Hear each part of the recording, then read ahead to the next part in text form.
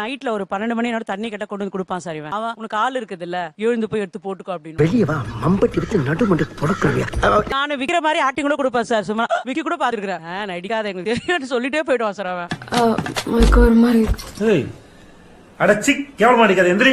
ஒரு வேலைனா உண்மையா எமர்ஜென்சினா தண்ணி கூற அப்படின்னா தண்ணி எடுத்துடலாம். வெண்மட்டியும் சிரிச்சுன்னு அப்படின்னா நம்மளுக்கு தெரிஞ்சிடும். ஆக்ட் குடுக்குற வேலையெல்லாம் என்கிட்ட வச்சுக்காத. நீ யாருன்னு எனக்கு தெரியும், நான் யாருன்னு உனக்கு தெரியும். இப்ப வீட்டுல ஒருத்தர் லேட்டா வந்தா கூட ஒரு 10 மணி வரலாம், நான் ஃபர்ஸ்ட் கால் பண்றேன். பண்ணி என்னப்பா ஒன்னும் வரலையா, அவன் வந்து 12 நாளும் சரி 1 நாளும் சரி கால் மேல காலை போட்டு டிவி பாக்குறது போன் நோண்டுறது ஒரு சின்ன ஒரு ரெஸ்பான்ஸ் கூட இருக்காது ஃபேமிலி மேல.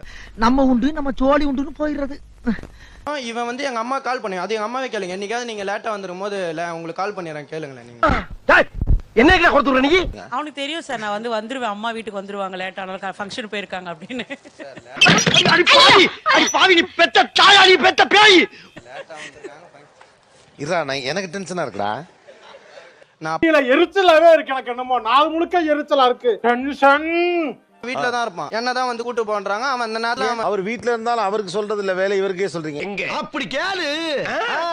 இல்ல சார் இப்ப வேலையும் இல்ல, அது ஒண்ணு வேலை சொன்னா குறையாயிட போகுது நமக்கு. இந்த ஒரு இடத்துல அநீதி இருக்கு, ரொம்பவும் குமைஞ்சு போயிருக்கான். தண்ணி எதுவும் குடிக்கிறியாடா? அப்பெல்லாம் சோதிக்காதீங்க, சோதிக்காதீங்க. பிசினஸ் ஸ்டார்ட் பண்றாங்கன்னா இப்ப எல்ஐசி ஏதாச்சும் போடுறாங்கன்னா எல்லாமே அந்த பேர்ல தான் சேர்ப்பாங்க.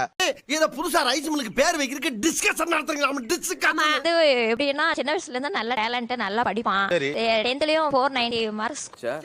ஆரம்பிச்சிட்டீங்களா? வழக்கமா அந்த மூத்த பையனை புகழ்றது என்ன ஆனாலும் சரிதான் போட்டுருக்கு. போதும் போதும், லிஸ்ட் பெருசா போய்கிட்டு இருக்கு. ஒரு கெஸ்ட் வந்தாலுமே அண்ணனுடைய சின்ன வயசுல இருந்து இப்ப வரைக்கும் பண்ண அவார்ட்ஸ்ல இருந்து அந்த ஒரு செஷன் போகும். இதெல்லாம் பாருங்கப்பா, இதெல்லாம் அண்ணன் கபடில வாங்கின கப், இது லீக் மேட்ச்ல வாங்கினது. நானும் அதே ஆனுவல் டேல டான்ஸ் ஆடி இருப்பேன். அதே ஆனுவல் டேல பெஸ்ட் பெர்ஃபார்மன்ஸ் அத பத்தி பேசுறதோ எதுவுமே இருக்காது.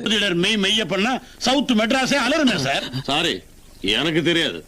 இந்த பக்கம் மட்டும் இந்த ஸ்டைல் இப்ப புதுசா இருக்குல்ல சார், கட் பண்ணிட்டு இந்த பக்கம் தூக்கி விட்டேன். ஆஹா. அண்ணன் வந்து நான் பண்ணிட்டு வந்தேன், அம்மா ஒன்னும் சொல்லல. அண்ணன் பண்ணிட்டு வந்துட்டான், அழுதுட்டாங்க. கண்ணு நீ இந்த மாதிரி போவாத கண்ணு, அவன் தான் அப்படி போயிட்டான். நான் ஏதோ நாசமா போன மாதிரியே பேச வேண்டியது இந்த விஷயங்கள் எல்லாத்தையும். சார் அவன் இப்படி எல்லாம் வந்து இங்க பேசுவான்னு எனக்கு தெரியாது சார். ஆமா, ஏன்னா உள்ளதான் வச்சிருப்பாங்க பசங்க.